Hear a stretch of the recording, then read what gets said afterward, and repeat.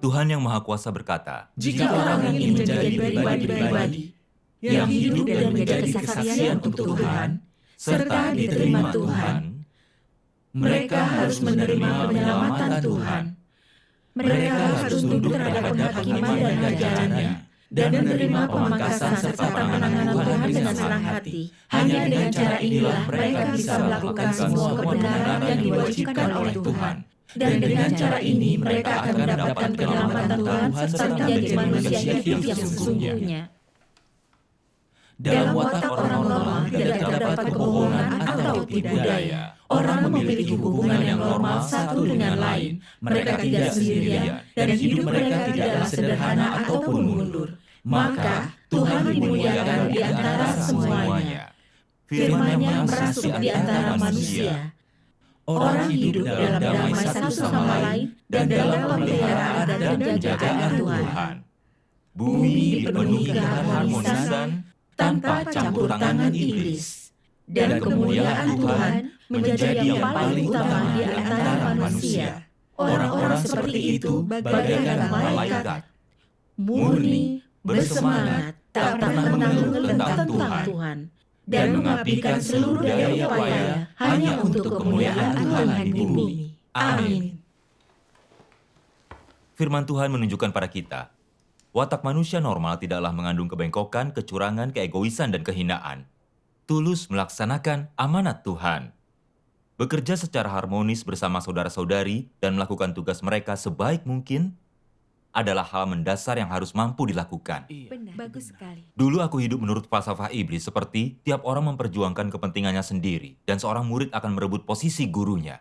Aku egois, hina, bengkok, dan licik, tidak memiliki keserupaan dengan manusia. Setelah mengalami penghakiman dan hajaran firman Tuhan, barulah watakku yang jahat ini mulai berubah. Aku ingin membagikan pengalamanku. Silakan. Saat itu, bulan Juni 2018. Ketika saudara Zhang masuk tim kami untuk menjadi rekan dalam tugasku. Pada saat itu aku berpikir, aku sudah melakukan tugas ini selama beberapa waktu sekarang. Jadi aku telah memahami prinsip-prinsipnya dan aku telah melihat beberapa hasil. Mungkin pada satu titik, aku akan meninggalkan tim ini untuk mengambil tanggung jawab yang lebih besar. Aku harus membantu saudara Zhang mempelajari tugas ini sesegera mungkin sehingga dia dapat melakukan pekerjaan dalam tim kami. Aku melanjutkan dengan mengajarinya keterampilan dasar yang telah kupelajari dalam tugasku. 3 bulan kemudian, aku melihat bahwa saudara Zhang telah memiliki pemahaman dasar tentang semuanya dan dia membuat kemajuan yang sangat cepat. Pada saat itu, aku mulai merasa terancam. Berpikir, saudara Zhang telah berkembang begitu cepat dalam tugasnya. Jika ini terus berlanjut, bukankah dia akan segera melampauiku? Jika pemimpin mengetahui seberapa cepat kemajuannya, bukankah dia akan memberinya kedudukan penting? Ketika ini terpikir olehku, aku berpikir, tidak. Aku harus menghambat kemajuannya. Aku tidak boleh lagi membagikan semua yang ku tahu padanya. Sejak itu, dalam pekerjaan kami, ketika menemukan sedikit kekurangan dalam keterampilan saudara Zhang, aku hanya memberitahunya beberapa hal yang dangkal, tanpa membagikan pengetahuanku sepenuhnya. Aku sadar itu bukan hal yang benar untuk dilakukan, tapi kemudian aku teringat pepatah lama, seorang murid akan merebut posisi gurunya. Jika dia jadi pusat perhatian, bagaimana aku bisa pamer? Aku tidak boleh membiarkan dia melebihiku. Saat kami terus bekerja bersama, apapun yang ditanyakan saudara Zhang kepadaku, aku selalu menjawab tidak lengkap dan merahasiakan sisanya. Tidak lama setelah itu, pemimpin mencari saudara Zhang untuk membahas sebuah tugas penting. Jantungku berdegup dengan kencang setelah aku mendengar hal ini. Aku berpikir, aku telah berada di tim lebih lama daripada saudara Zhang. Mengapa pemimpin tidak mau berbicara padaku? Apakah aku tidak secakap dia? Padahal akulah orang yang telah melatihnya. Tetapi sekarang, dia adalah anak kesayangan dan aku disingkirkan. Dia jadi pusat perhatian dan aku dilupakan. Jika aku terus mengajarinya, bukankah dia akan belajar jauh lebih cepat? Jika dia mendapat kedudukan penting, lalu siapa yang akan mengagumiku? Sejak itu, dalam pekerjaan kami bersama, ketika melihat saudara Zhang mengalami kesulitan, aku tidak mau membantunya. Kemajuan kami terhambat akibat dari hal-hal yang tidak diselesaikan secara tepat waktu ini, dan ini akhirnya menghambat kemajuan pekerjaan gereja. Aku merasa sedikit bersalah dan tidak nyaman. Tetapi aku sama sekali tidak merenungkan diri. Suatu hari, Ketiakku tiba-tiba mulai merasa gatal. Dan aku tidak bisa menghilangkannya. Bahkan mengoleskan salep tidak membantu. Keesokan harinya, lenganku mulai terasa sakit hingga tidak mampu kugerakkan. Aku menyadari kondisi ini bukanlah kebetulan. Jadi aku datang ke hadapan Tuhan dalam doa dan mencari. Aku berkata, "Ya Tuhan, kondisi ini mulai kurasakan tiba-tiba. Aku tahu maksud baik-Mu ada di balik ini. Namun aku terlalu tidak peka dan tidak mengetahui apa kehendak-Mu. Kumohon berilah aku pencerahan dan bimbinglah aku." Suatu hari selama saat teduhku, firman Tuhan ini tiba-tiba muncul di benakku. Jika tidak mau menyerahkan semua yang engkau miliki, jika engkau menyembunyikan dan memendamnya, licik dalam tindakanmu. Firman Tuhan ini adalah peringatan untuk menyadarkanku. Aku telah hidup dalam keadaan bersaing mengejar ketenaran dan keuntungan. Takut kalau saudara ini akan melampauiku sehingga aku tidak pernah sepenuhnya jujur dalam pekerjaan kami dan aku tidak mau membagi pengetahuanku kepadanya. Aku memahami Tuhan sedang memperingatkanku dengan keadaan itu agar aku mau merenungkan diri. Benar. Kemudian aku membaca bagian firman Tuhan ini. Orang tidak percaya memiliki sejenis watak rusak tertentu.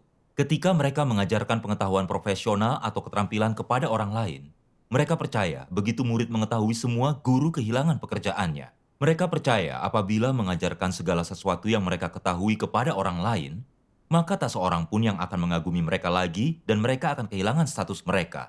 Oleh sebab itu mereka merasa perlu untuk menahan sebagian dari pengetahuan ini dan memastikan mereka masih memiliki ilmu simpanan. Mereka rasa ini satu-satunya cara agar dapat menunjukkan derajat sebagai guru. Selalu menahan informasi dan merahasiakan sebagian kecil ilmu mereka. Natur macam apakah ini? Itu adalah kecurangan. Jangan berpikir bahwa engkau telah melakukannya dengan baik atau berpikir bahwa engkau tidak menahan pengetahuan hanya karena engkau telah memberitahu semua orang hal-hal yang paling dangkal atau mendasar. Ini tidak dapat diterima. Terkadang engkau hanya mengajarkan beberapa teori atau hal-hal yang dapat dipahami orang secara harfiah. Tetapi para pemula sama sekali tidak mampu menyadari esensi atau pokok penting apapun. Engkau hanya memberikan garis besarnya tanpa menjabarkan atau merincinya, sambil tetap berpikir dalam hatimu, "Aku telah memberitahukannya kepadamu dan aku tidak bermaksud menahan apapun." Jika engkau tidak mengerti, itu karena kualitasmu terlalu buruk, jadi jangan salahkan aku. Kita lihat saja bagaimana Tuhan akan membimbingmu sekarang. Pemikiran seperti ini mengandung kecurangan, bukan? Bukankah itu egois dan hina? Mengapa engkau tidak mau mengajarkan kepada orang-orang segala sesuatu yang ada di hatimu dan semua yang engkau pahami? Mengapa engkau malah menahan pengetahuan? Ini adalah masalah dengan niat dan watakmu. Amin. Amin. Firman Tuhan secara tepat menyingkapkan keadaanku. Aku tidak mau mengajarkan keterampilanku padanya demi reputasi dan kedudukanku sendiri. Aku takut dia akan semakin terampil dalam pekerjaan itu dan melampauiku dengan mudah. Sehingga terpikirkan bahwa murid akan dapat merebut posisi gurunya. Dengan selalu menghambat kemajuannya, bukankah aku sedang dikendalikan oleh natur jahatku yang egois, hina, dan bengkok? Itu benar sekali ya. Iya. Aku juga ingat saat saudara Zhang baru masuk tim kami. Motivasiku untuk mengajarinya adalah agar dia bisa melakukan pekerjaan tim sesegera mungkin. Lalu akan ada orang yang dapat mengambil alih tugasku. Karena aku berharap untuk mengambil kedudukan yang lebih penting. Namun ketika aku melihat betapa cepatnya dia belajar dan bahwa pemimpin sangat menghargainya, aku menjadi sangat khawatir. Jika dia terus bekerja dengan baik, cepat atau lambat dia akan melampauiku dan menggantikanku. Akibatnya aku tidak mau membagikan apa yang ku ketahui. Terkadang, saat aku tahu dia mengalami kesulitan dalam tugasnya, aku tidak mau membantunya. Yang akhirnya menunda pekerjaan gereja. Aku menyadari aku selalu bekerja demi melindungi reputasi dan kedudukanku, tanpa sama sekali memikirkan pekerjaan rumah Tuhan. Aku benar-benar egois dan curang. Iya. Tanpa pendisiplinan Tuhan yang tepat waktu membuatku gatal-gatal, aku pasti tidak akan merenungkan diri. Kemudian, aku membaca firman Tuhan ini.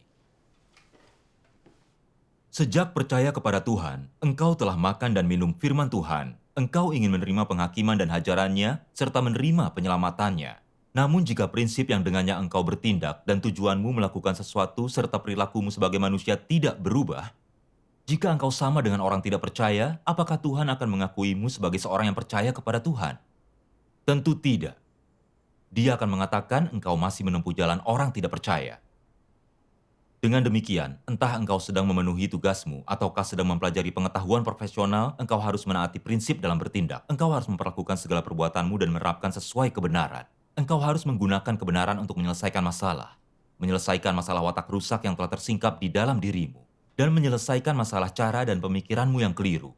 Engkau harus terus-menerus mengatasi masalah ini. Salah satunya, engkau harus memeriksa diri. Setelah engkau melakukannya, bila engkau menemukan watak yang rusak, engkau harus menyelesaikan, menundukkan, dan meninggalkannya. Setelah engkau menyelesaikan masalah-masalah ini, ketika engkau tidak lagi melakukan segala sesuatu berdasarkan watakmu yang rusak, dan ketika engkau mampu melepaskan motif dan kepentinganmu, serta melakukan penerapan sesuai prinsip kebenaran, baru pada saat itulah engkau akan melakukan apa yang seharusnya dilakukan orang yang benar-benar mengikuti Tuhan. Engkau harus mengambil esensi dan pokok-pokok utama dari pengetahuan profesional itu, hal-hal yang belum dipahami atau diketahui orang lain, dan memberitahu mereka, sehingga mereka semua dapat berupaya keras mencapai hasil tertentu, dan kemudian mengetahui lebih banyak lagi hal-hal yang lebih mendalam dan lebih matang. Jika engkau mengkontribusikan semua hal ini, itu akan bermanfaat bagi orang-orang yang sedang memenuhi tugas ini serta berguna bagi pekerjaan rumah Tuhan. Ketika kebanyakan orang pertama kali diperkenalkan pada beberapa aspek khusus dari pengetahuan profesional, mereka hanya mampu memahami makna harfiahnya, sedangkan bagian pokok-pokok dan esensi utamanya membutuhkan latihan selama jangka waktu tertentu sebelum orang dapat memahaminya. Jika telah paham esensi utama ini, engkau harus memberitahu mereka secara langsung. Jangan membuat mereka mengambil jalan memutar dan menghabiskan banyak waktu untuk sampai ke sana. Inilah tanggung jawabmu yang harus engkau lakukan. Hanya ketika engkau memberitahu mereka yang engkau yakini sebagai pokok dan esensi utama, pada saat itulah engkau tidak menahan apapun dan tidak akan bersikap egois. Amin. Amin. Amin. Dari firman Tuhan, aku menyadari, aku perlu fokus merenungkan diri dalam tugasku dan mencari kebenaran untuk menyelesaikan masalah natur jahatku yang egois dan hina. Aku harus meninggalkan pemikiran dan gagasanku yang salah dan dapat bekerja sebagai satu tim dengan saudara-saudari dalam tugasku. Aku sadar semua orang punya kekurangan, entah itu dalam hal kebenaran ataupun dalam pekerjaan kita. Iya. Itu benar sekali. Jadi saudara-saudari perlu saling membantu dan mendukung dalam tugas mereka dan mempersekutukan apa yang mereka pahami tanpa merahasiakan apapun. Dengan menutupi kekurangan masing-masing, lebih kecil kemungkinan kita harus mengambil jalan memutar. Benar. Puji Tuhan. Sebenarnya, aku bisa sedikit lebih terampil daripada saudara Zhang. Sepenuhnya adalah karena kebaikan Tuhan. Aku seharusnya memikirkan kehendak Tuhan, melepaskan keegoisanku, dan mengajarkan semua yang kutahu padanya. Sehingga dia mampu melakukan tugasnya dengan baik. Hanya itulah yang sesuai kehendak Tuhan. Syukur kepada Tuhan. Syukur kepada Tuhan. Segera setelah menyadari itu, aku datang ke hadapan Tuhan dalam doa. Bersedia meninggalkan pemikiranku yang salah dan tidak lagi hidup berdasarkan watak jahatku yang hina dan egois. Aku kemudian mencari saudara Zhang untuk berbicara jujur padanya tentang keadaanku saat itu, dan untuk membedah watakku yang jahat ini. Aku juga membagikan hal-hal penting dari keterampilan yang kumiliki padanya. Syukur Puji kepada Tuhan. Tuhan. Ketika aku mulai melakukan penerapan dengan cara ini, aku merasa jauh lebih nyaman, dan masalah kesehatan itu terselesaikan tanpa kusadari. Terima Puji kasih Tuhan. Kupikir bahwa setelah melewati peristiwa itu, aku telah berubah. Tetapi watak jahat ini benar-benar mengakar kuat. Segera setelah kondisi yang tepat muncul, aku tidak berdaya selain membiarkan racun itu muncul kembali. Pada bulan Maret 2019, aku dan saudara Zhang dipilih bersamaan untuk menjadi pemimpin gereja. Awalnya, kami bekerja dengan sangat baik. Apakah itu menyelesaikan masalah di dalam gereja ataupun mengatasi masalah kesulitan yang kami hadapi, kami mampu mencari kebenaran bersama. Namun suatu hari, aku mendengar seorang di gereja berkata, persekutuan saudara Zhang tentang kebenaran cukup praktis dan dia benar-benar bertanggung jawab dalam tugasnya. Mendengar ini, aku kembali mengalami kekacauan batin. Dan kupikir, jika aku dikalahkan oleh saudara Zhang, aku akan segera tidak punya martabat sama sekali. Setelah itu, dalam semua diskusi pekerjaan kami, aku hanya menunjukkan kesalahan dan kekurangan, dan tidak memberitahukan jalan penerapan untuk menyelesaikannya. Terkadang ketika dia datang kepadaku untuk mencari kebenaran, aku hanya akan menggertakkan gigiku dan menjawab sekenanya. Takut jika dia mengerti terlalu banyak, dia akan menyelesaikan masalah-masalah itu tanpa aku bisa pamer. Aku ingat pernah suatu kali ketika dia hendak pergi memberi dukungan kepada saudara-saudari yang sedang lemah, dia takut bahwa tanpa persekutuan yang tepat itu tidak akan membuahkan hasil. Jadi dia berkonsultasi denganku tentang kebenaran apa yang terbaik untuk difokuskan. Namun pertimbanganku saat itu adalah, jika aku beritahu dia semua yang kuketahui, lalu dia menangani masalah itu, saudara-saudari pasti akan mengaguminya. Lalu apa yang akan kubagikan dalam persekutuan? Itu akan membuat dia terlihat lebih baik daripada aku. Jadi saat itu aku berpikir, tidak, aku harus merahasiakan sebagian untuk kupersekutukan berikutnya. Sehingga mereka dapat melihat, akulah yang lebih mampu menyelesaikan masalah. Aku hanya memberi saudara Zhang penjelasan secara umum, tetapi tidak menjelaskan hal-hal spesifik atau apapun yang benar-benar penting. Karena aku menyembunyikan keegoisanku sendiri dan tidak mau membagikan semua yang kuketahui padanya, aku sengaja menghindari saudara Zhang dalam pekerjaan kami bersama. Dan waktu yang kami gunakan untuk membahas sesuatu semakin berkurang. Terkadang, aku merasa sangat bersalah dan berpikir, di dalam hati, dengan melakukan tugasku seperti ini, aku sedang tidak bekerja secara harmonis dengan saudaraku. Dan itu bukan sesuatu yang akan Tuhan sukai. Namun kemudian aku berpikir, jika dia melampauiku, semua orang akan mengaguminya. Jadi aku tidak mau lagi melakukan kebenaran. Aku terus-menerus berada dalam keadaan berkeras hati selama waktu itu, dan watak benar Tuhan datang kepadaku. Pikiranku terus-menerus berputar. Persekutuanku tidak mengandung terang dan aku tidak mencapai apapun dalam tugasku. Dan aku terkantuk-kantuk dan tidur sangat awal setiap malam. Aku juga merasa sangat gelisah. Pada saat itu aku menyadari bahwa Tuhan telah meninggalkanku. Dan kemudian aku menjadi takut. Aku bergegas datang ke hadapan Tuhan dan berdoa. Ya Tuhan, aku telah hidup dalam watak jahatku yang penuh keegoisan dan kehinaan. Aku tahu ini menjijikkan bagimu, tapi aku tidak mampu menahan dan melepaskan diri darinya. Tuhan, kumohon berilah pencerahan padaku agar aku bisa sampai pada pemahaman yang sejati tentang natur dan esensiku sendiri. Setelah berdoa, aku membaca bagian firman Tuhan ini. Sebelum manusia mengalami pekerjaan Tuhan dan beroleh kebenaran, natur iblislah yang menguasai dan mendominasi mereka dari dalam. Secara spesifik, apa yang terkandung dalam natur itu? Misalnya, mengapa engkau egois? Mengapa engkau mempertahankan posisimu? Mengapa emosimu begitu kuat? Mengapa engkau menyukai hal-hal yang tidak benar? Mengapa engkau menyukai kejahatan? Apa yang menjadi dasar dari kesukaanmu akan hal-hal ini? Dari mana asal hal-hal ini? Kenapa engkau begitu senang menerimanya? Saat ini, engkau sekalian telah paham bahwa alasan utama di balik semua ini adalah karena hal-hal itu mengandung racun iblis. Racun iblis dapat dinyatakan sepenuhnya lewat perkataan. Misalnya, jika engkau bertanya kepada orang-orang yang melakukan kejahatan mengapa mereka bertindak seperti itu, mereka akan menjawab, tiap orang memperjuangkan kepentingannya sendiri. Satu frasa ini saja mengungkapkan akar terdalam dari masalahnya. Logika iblis telah menjadi kehidupan manusia. Mereka mungkin melakukan sesuatu untuk tujuan ini atau itu, tetapi mereka melakukannya hanya demi diri sendiri. Semua orang berpikir bahwa karena tiap orang memperjuangkan kepentingannya sendiri, mereka harus hidup demi dirinya sendiri. Berupaya sekuat tenaga untuk mengamankan kedudukan yang baik serta makanan dan pakaian yang mereka butuhkan. Tiap orang memperjuangkan kepentingannya sendiri. Ini adalah kehidupan dan filsafat manusia dan juga mewakili natur manusia. Pernyataan inilah racun iblis itu. Dan ketika diinternalisasi oleh manusia, itu menjadi natur manusia.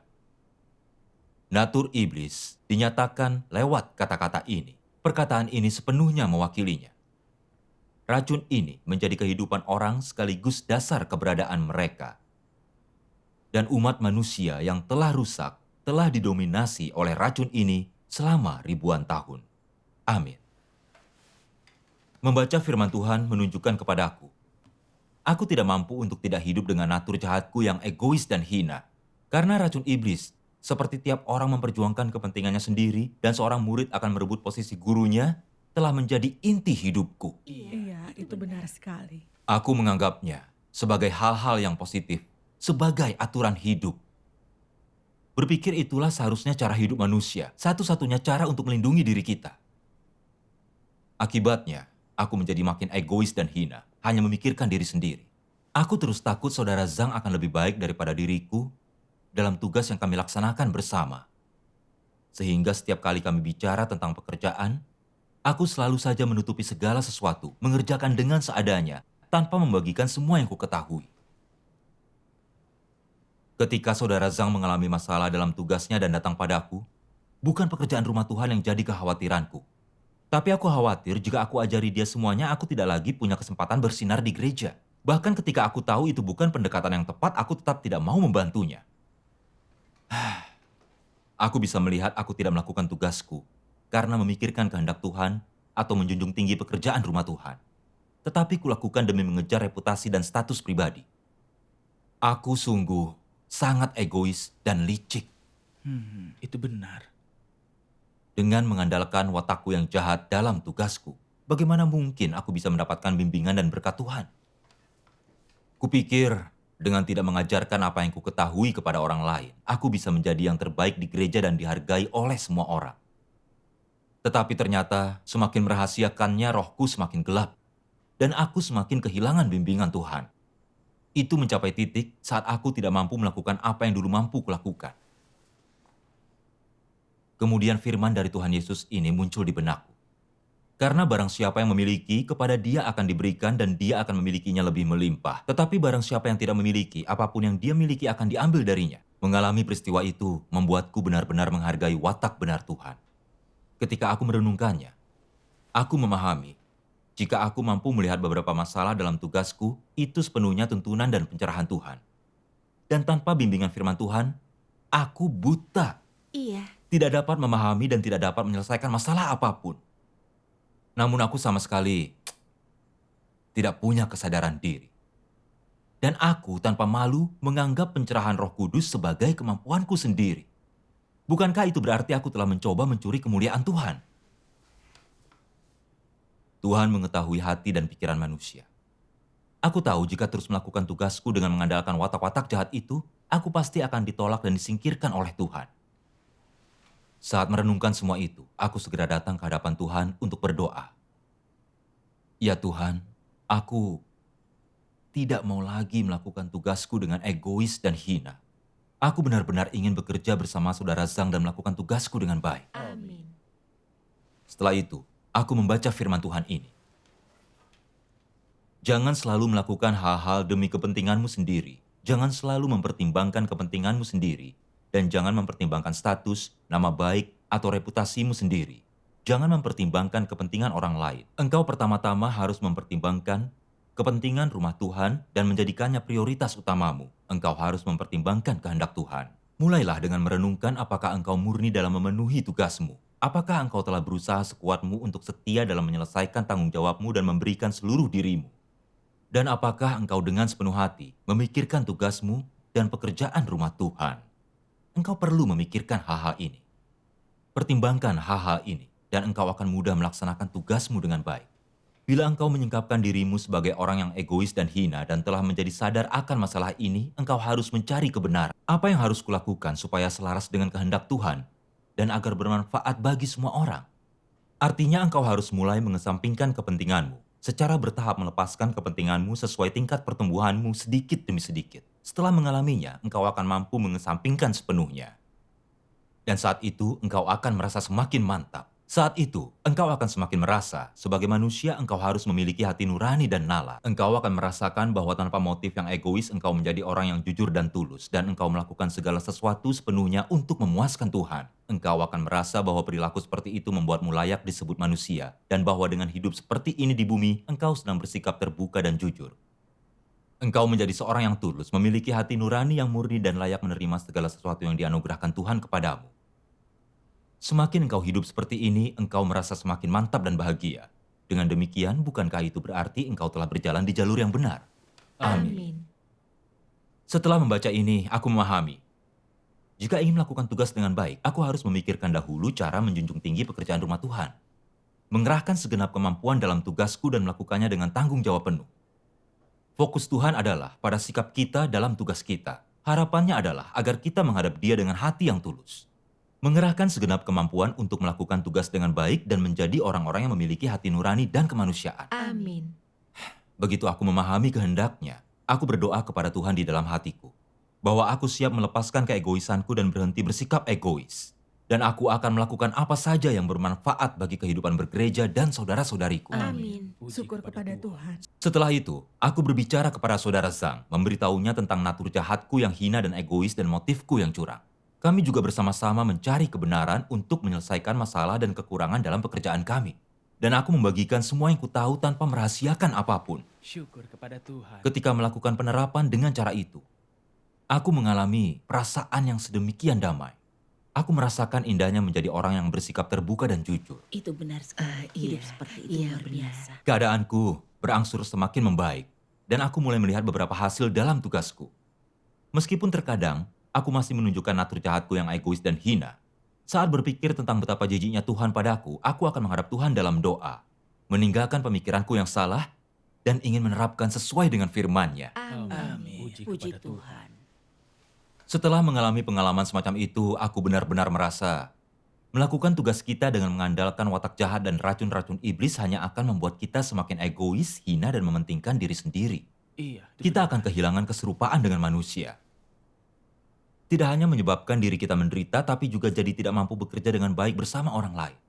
Ditambah lagi itu tidak menghasilkan apa-apa selain merusak pekerjaan rumah Tuhan. Ketika aku menerapkan kebenaran sebagai orang jujur sesuai firman Tuhan dan tidak lagi membuat rencana demi kepentinganku sendiri, aku mendapatkan pencerahan dan bimbingan Roh Kudus dalam tugasku dan aku merasakan kedamaian batin. Syukur Amin. kepada Puji Tuhan. Tuhan. Iya. Syukur kepada Tuhan. Penghakiman dan ajaran firman Tuhanlah yang memberiku sedikit pemahaman tentang natur jahatku yang egois dan penuh kecurangan. Akhirnya aku mampu melakukan sedikit kebenaran dan hidup dalam sedikit keserupaan dengan manusia. Syukur Amin. kepada Puji Tuhan. Tuhan. Iya.